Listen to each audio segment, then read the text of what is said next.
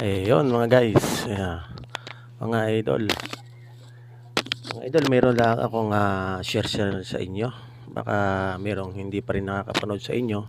At i-share na rin ng isa nating kasamahan na content creator na about dun tungkol sa isa nating kasamahan na content creator na ano na siya, mataas na content creator, sumasahod na siya. Dahil i-share ko din sa inyo gawa ng siya na demonetize. Huling napanood ko sa kanya ay noong humingi siya ng pasensya. Gawa na ang sinabi niya lahat na nung bago-bago pa lang daw siya,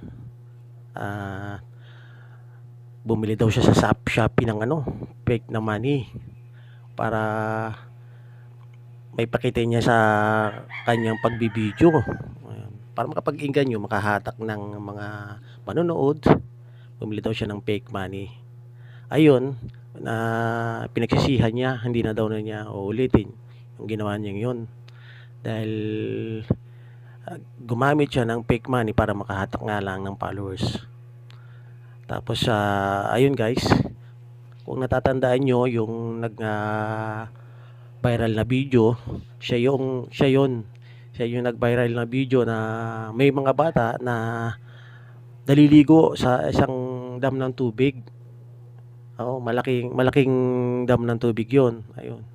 Pinuntahan niya ngayon, tapos pinagsasaway niya. At hindi lang niya sa salita, ang ginawa niya salita, ginawa pa niya, pinagpapalo niya yung puwet mga bata isa-isa.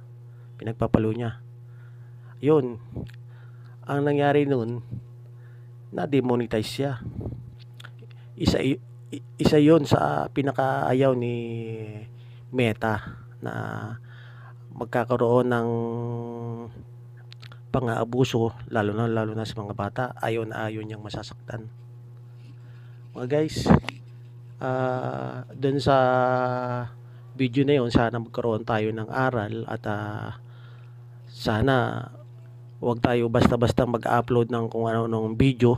Bago natin siya i-upload, ay atin munang double check natin kung hindi ba ito ma-restrict ni Meta.